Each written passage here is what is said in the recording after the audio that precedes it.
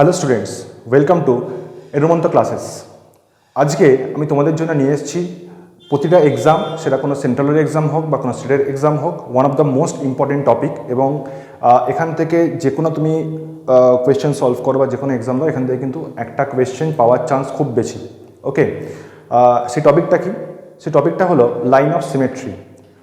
এবার বলবে what is line of symmetry বা জিনিসটা কি? তোমরা অনেকে জানো, বাট যদি আমি এটাকে ডেফিনেশন ওয়াইজ বলি বা এটাকে বোঝানোর জন্য বলি যে লাইন অফ সিমেট্রি হলো এমন একটা কাল্পনিক লাইন, মানে এরকম নয় লাইনটা এক্সিস্ট করে, এমন একটা কাল্পনিক লাইন যার রেসপেক্টে ওই ইমেজটাকে ইকুয়ালি দুটো সিমেট্রিক্যাল পার্টে ডিভাইড করা যায়। অর্থাৎ ধরো ইমেজ রয়েছে এখানে, লাইন অফ সিমেট্রি এর এক্স্যাক্টলি একটা মিরর ইমেজ এই সাইডে ফর্ম হবে, তো সেটাকে আমি বলি লাইন অফ সিমেট্রি। এবার যদি আমরা দেখি জিওমেট্রিক্যাল যে সমস্ত ফিগারগুলো আছে, সেই সমস্ত ফিগারগুলোর ক্ষেত্রে বিভিন্ন শেপের ফিগার, অর্থাৎ বিভিন্ন ফিগারের জন্য কিন্তু লাইন অফ সিমেট্রি ডিফারেন্ট। স্বাভাবিক, বিকজ বিভিন্ন যে জিওমেট্রিক্যাল ফিগারগুলো সেগুলো ডিফারেন্ট, তাদের শেপ ডিফারেন্ট, তাদের অ্যাঙ্গেল ডিফারেন্ট, তাদের সাইড ডিফারেন্ট। তো সেই সমস্ত কারণের জন্য তাদের লাইন অফ সিমেট্রিও কিন্তু সবসময় ডিফারেন্ট হওয়ায়, মানে ডিফারেন্টই হবে।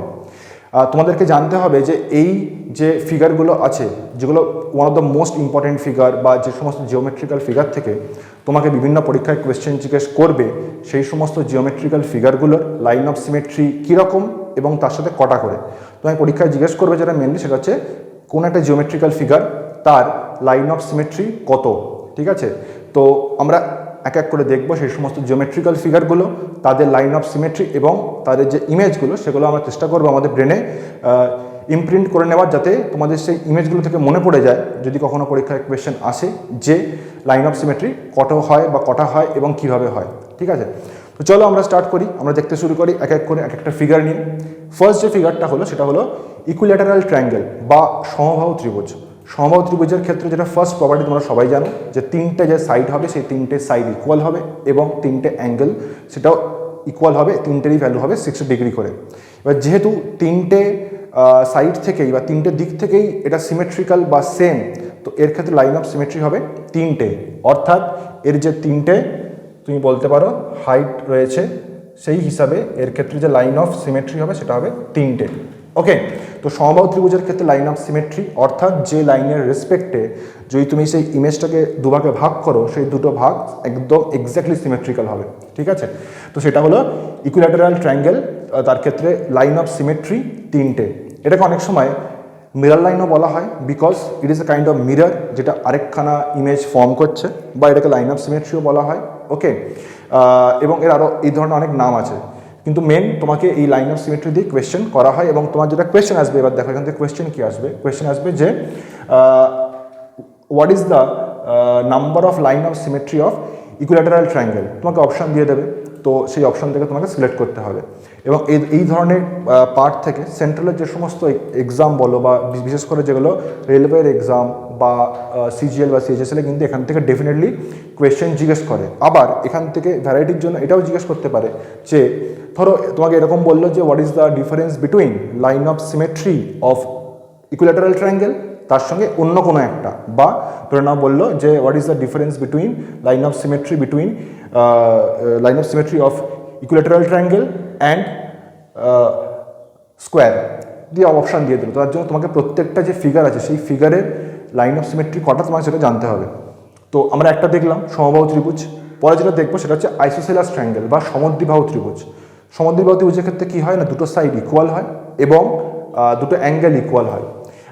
এই সমদ্বিবাহু ত্রিভুজের ক্ষেত্রে বা আইসোসেলাস ট্রায়াঙ্গেলের ক্ষেত্রে তুমি যদি দেখো লাইন অফ সিমেট্রি হবে একটা, অর্থাৎ যে দুটো ইকুয়াল লাইন আছে সেই ইকুয়াল লাইনটা বোথ সাইডে থাকবে, এইভাবে সেই লাইন অফ সিমেট্রিটা এক্সিস্ট করবে। ঠিক আছে, যদি আমি ধরে নিই এখানে এই দুটো যে লাইন আছে এই দুটো সেম, তাহলে সেক্ষেত্রে লাইন অফ সিমেট্রি হয়ে যাবে এই ভার্টিক্যাল লাইনটা। অর্থাৎ আইসোসেলাস ট্রায়াঙ্গেলের ক্ষেত্রে লাইন অফ সিমেট্রি হবে 1।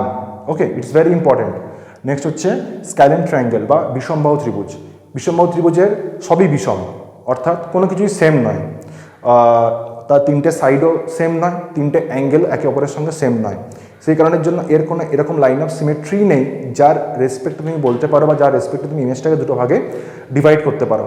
ওকে, তো সেই কারণে লাইন অফ সিমেট্রি হয়ে যাচ্ছে 0। নেক্সট হয়ে গেল স্কোয়ার বা বর্গক্ষেত্র। বর্গক্ষেত্রের ক্ষেত্রে কি চারটে সাইড সেম হবে এবং চারটে যে অ্যাঙ্গেল আছে সেই চারটে অ্যাঙ্গেলই হবে 90 ডিগ্রি করে। তো সেই সমস্ত মানে স্কোয়ারের জন্য লাইন অফ সিমেট্রি হয়ে যাবে 4, অর্থাৎ দুটো যে দুটো এক্স্যাক্টলি এরকম মাঝখান দিয়ে যাবে এবং দুটো হচ্ছে ডায়াগোনাল বা দুটো কর্ণ, এই হলো তার লাইন অফ সিমেট্রি। অর্থাৎ তুমি যদি দেখো যে এই লাইন অফ সিমেট্রি রেসপেক্টে তুমি যদি এটাকে স্প্লিট করো বা এটাকে ডিভাইড করো বা ইভেন ফোল্ড করতে পারো, অনেক সময় ফোল্ড এই ল্যাঙ্গুয়েজটাও দেয়, তো সেক্ষেত্রে এই লাইন অফ সিমেট্রি তুমি পাবে চারটে। তেমনি রেক্ট্যাঙ্গেল বা আয়তক্ষেত্র যদি তুমি দেখো, আয়তক্ষেত্রের ক্ষেত্রে কিন্তু লাইন অফ সিমেট্রি দুটো, এর কারণ যেটা সেটা হচ্ছে যে এর ক্ষেত্রে যে দৈর্ঘ্য এবং প্রস্থটা কিন্তু সেম নয়, আলাদা। সেই কারণের জন্য এই লাইন অফ সিমেট্রি দুটো। সেই লাইন অফ সিমেট্রি হচ্ছে এই একটা হবে এবং আরেকটা এই হবে, অর্থাৎ মাঝখান দিয়ে যাবে। এই দুটো হলো লাইন অফ সিমেট্রি। অর্থাৎ রেক্ট্যাঙ্গেল বা আয়তক্ষেত্রের ক্ষেত্রে লাইন অফ সিমেট্রি হয়ে যাবে 2, and it is very important. Rhombus is one of the most important geometrical figure, যেটাকে তোমাকে এক্সামে জিজ্ঞেস করে। ওকে, বিকজ ইন জেনারেল রম্বসের ক্ষেত্রে মনে হতে পারে যে লাইন অফ সিমেট্রি নেই, জিনিসটা দেখতে টানা দেখা, কিন্তু অ্যাকচুয়ালি তুমি যদি দেখো যে ডায়াগোনাল বরাবর অর্থাৎ রম্বসের কর্ণ বরাবর যদি তুমি সেটাকে দুটো ভাগে ভাগ করো, ওই দুটো পার্ট কিন্তু সিমেট্রিক্যাল হবে। ওকে, বিকজ তোমরা জানো যে চারটে বাহুই সেম হবে এবং অ্যাঙ্গেলগুলো কিন্তু বাইসেক্ট করে ওই কর্ণগুলো, সেই কারণের জন্য এর লাইন অফ সিমেট্রি কী হবে, রম্বসের ক্ষেত্রে লাইন অফ সিমেট্রি হয়ে যাবে দুটো। ওকে, ইট ইজ ভেরি ইম্পর্টেন্ট, এর এই রম্বসটা কিন্তু খুবই ইম্পর্টেন্ট এক্সামের জন্য। তারপরে যেটা আসছে সেটা হলো প্যারালোগ্রাম বা সামন্তরিক। সামন্তরিকের ক্ষেত্রে অপোজিট যে বাহুগুলো সেগুলো প্যারালাল হবে। ওকে, এবং তার সঙ্গে মানে এটাই মেন প্রপার্টি।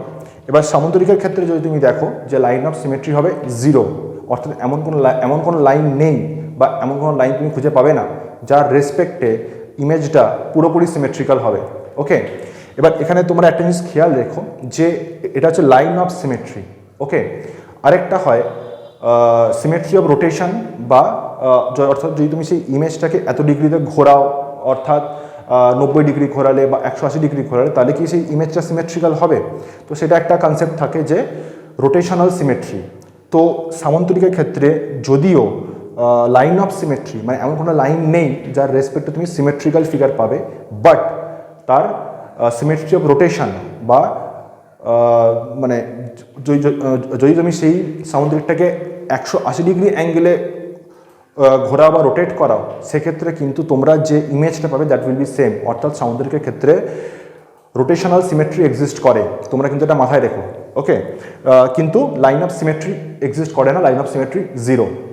নেক্সট কি আসে? নেক্সট আসছে কোয়াড্রিল্যাটেরাল বা চতুর্ভুজ। এবার এই কোয়াড্রিল্যাটেরাল মানে হলো যে কোনো চতুর্ভুজ, অর্থাৎ তার চারটে সাইড র্যান্ডম, চারটে অ্যাঙ্গেলও র্যান্ডম, খালি কন্ডিশন এটাই চারটে অ্যাঙ্গেলের সাম 360 ডিগ্রি হবে।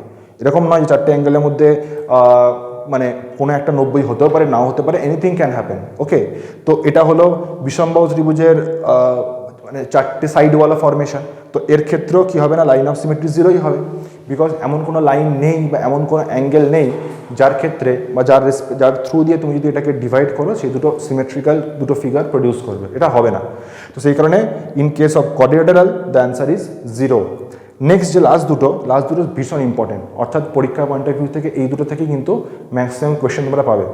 একটা কি রেগুলার হেক্সাগন, বা রেগুলার মানে কি? রেগুলার মানে হচ্ছে এমন একটা হেক্সাগন বা এমন একটা ষড়ভুজ যার প্রতিটা সাইড সেম, প্রতিটা অ্যাঙ্গেলও বা ইন্টারনাল অ্যাঙ্গেল বলো বা এক্সটার্নাল অ্যাঙ্গেল বলো, অন্তঃকোণ বা বহিঃকোণ বাংলায়, এই দুটো কিন্তু সবকটার জন্য সেম হবে, সেই কারণে বলছে রেগুলার হেক্সাগন। ওকে, যদি শুধু হেক্সাগন বলতো কেস অন্য হতো, মানে যেহেতু রেগুলার, কারণ তুমি হেক্সাগন যখনই বলবে মানে রেগুলার নয়, তখনই সেটা চলে আসবে যেগুলো নর্মাল কন্ডিশন সেগুলোর ক্ষেত্রে, তখন সেক্ষেত্রে অ্যান্সার 0ই হবে। কিন্তু যেহেতু এখানে আমি বলেছি রেগুলার হেক্সাগন, অর্থাৎ সাইডগুলো সেম হবে, অ্যাঙ্গেলগুলো সেম হবে, সেই কারণের জন্য কি হবে না, দ্য অ্যান্সার হবে 6 এবং এর লাইন অফ সিমেট্রি হবে 6টা। ওকে, এটা তোমরা মনে রেখো যে রেগুলার হেক্সাগনের ক্ষেত্রে লাইন অফ সিমেট্রি হবে 6টা। যদি সিমিলারলি রেগুলার অক্টাগন বলে, অর্থাৎ রেগুলার ওয়ার্ডটা থাকে, সেক্ষেত্রে এটা হয়ে যাবে 8টা। যেমন তুমি যদি দেখো square is a example of regular quadrilateral, অর্থাৎ চতুর্ভুজের মধ্যে যদি কোনো রেগুলার শেপ হয়, ওকে, তো সেটা হয়ে যাবে স্কোয়ার বা বর্গক্ষেত্র। তার ক্ষেত্রে অ্যান্সার 4ই হয়েছিল। যদি রেগুলার হেক্সাগন বলেছে তার ক্ষেত্রে 6 হয়েছে, যদি রেগুলার অক্টাগন বলে তাহলে তার ক্ষেত্রে 8 হবে। যেগুলো 2-এর মাল্টিপল থাকবে সেগুলো কিন্তু এইভাবে এগুলোকে সিমেট্রিক্যাল ওয়েতে ডিভাইড করা যেতে পারে বা পার্ট করা যেতে পারে। লাস্ট যেটা circle, the most unique one. Unique কেন না, সার্কেলের ক্ষেত্রে যদি তুমি দেখো লাইন অফ সিমেট্রি হবে ইনফাইনাইট, অর্থাৎ এর প্রত্যেকটা ডায়ামিটার বা ব্যাসের রেসপেক্টে তুমি সেই সার্কেলটাকে ইকুয়াল দুটো পার্টে ভাগ করতে পারো। অর্থাৎ ধরো যে কোনো সার্কেল রয়েছে, তুমি যে কোনো ডায়ামিটার নাও, যে কোনো ব্যাস নাও, ঠিক আছে, তার রেসপেক্টে কিন্তু তুমি এটাকে দুটো ইকুয়াল পার্টে ডিভাইড করতে পারবে, ঠিক আছে। যেমন ধরো এই একটা কেস আমি বললাম যে এটা ইকুয়াল হয়নি, যদি ডায়ামিটার হয় তো ইকুয়াল হবে। সিমিলারলি এই একটা ডায়ামিটার হবে, সিমিলারলি এই একটা ডায়ামিটার হবে। অর্থাৎ তুমি যে কোনো ডায়ামিটার নাও, সেই ডায়ামিটারের রেসপেক্টে যে সার্কেল সেটাকে দুটো ইকুয়াল ভাগে ডিভাইড করা যাবে। অর্থাৎ সার্কেলের ক্ষেত্রে number of line of symmetry যদি জিজ্ঞেস করা হয় তার অ্যান্সার হবে ইনফাইনাইট, এবং সেই কারণের জন্যই কিন্তু এটা খুব ইম্পর্টেন্ট, বিকজ এর অ্যান্সারটা একটু হাটকে, ঠিক আছে। তো সার্কেলের ক্ষেত্রে লাইন অফ সিমেট্রি বা মিরর লাইন বা নাম্বার অফ লাইন যেটা সিমেট্রিক্যাল দুটো পার্টে ভাগ করছে তার অ্যান্সার কী হবে, তার অ্যান্সার হবে ইনফাইনাইট। তো এই 10টা বা এগুলোই ছিল মেন জিওমেট্রিক্যাল ফিগার যেখান থেকে তোমাদের পরীক্ষায় কোয়েশ্চেন আসে। বাকি এরকম অনেক ফিগার আছে, but they are not so relevant in terms of examination point of view. সেই কারণে সেগুলো নিয়ে ডিসকাস করার কোনো সেন্স হয় না। তোমরা এই 10টাকেই মাথায় রেখো এবং তোমরা ভালোভাবে কনসেপচুয়ালি মনে রেখো যে কীভাবে এই লাইন অফ সিমেট্রিগুলো কাজ করছে, এবং তোমরা ডেফিনেটলি কোনো না কোনো পরীক্ষায় এখান থেকে একটা লাইন অফ সিমেট্রিক কোয়েশ্চেন তোমরা কমন পাবে। আর যেরকম বললাম এখানে ভ্যারিয়েশন কী হতে পারে বা টুইস্ট কী হতে পারে, হয়তো তোমাকে বলে দিল যে what is the difference between line of symmetry of square and line of symmetry of, ধরে নাও রম্বাস বললো, ঠিক আছে, স্কোয়ার বা রম্বাস, অর্থাৎ দুটো যে কোনো জিওমেট্রিক্যাল ফিগারের লাইন অফ সিমেট্রি ডিফারেন্স কত।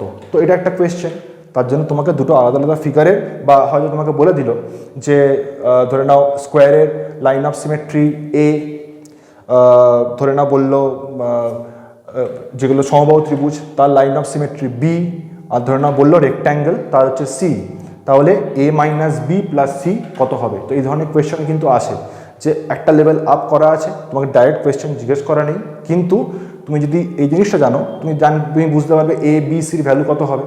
আর যেই তুমি এবিসির ভ্যালু জেনে যাবে তো সেখান থেকে সেটা সলভও করতে পারবে। তো তোমাদের এইভাবে কিন্তু কোয়েশ্চেন আস্ক করতে পারে, বাট আলটিমেটলি তোমরা যদি এই টেবিলটা মনে রাখো, এই টেবিলটা মনে রাখলেই কিন্তু তোমাদের যে কোনো কোয়েশ্চেন সলভ হয়ে যাবে। ওকে, তো এই ভিডিওটা এতটা অবধি, তোমরা আমাদের ফলো করতে থাকো। আমরা এরকম আরও কিছু ইউনিক কনসেপ্টস বা যেগুলো আমাদের পরীক্ষা রিলেটেড ইম্পর্টেন্ট যে সমস্ত টপিকস যেগুলো মেনলি মিস হয়ে যায় সেগুলো আমরা এক এক করে কভার করতে থাকবো। এবং যারা এই চ্যানেলে নতুন তারা এই চ্যানেলটা সাবস্ক্রাইব করে নিও এরকম কিছু নতুন ইউনিক বলতে পারো কনসেপ্ট বা টপিক দেখার জন্য। তো চলো স্টুডেন্টস, গুড বাই, আবার দেখা হবে নেক্সট ভিডিওতে।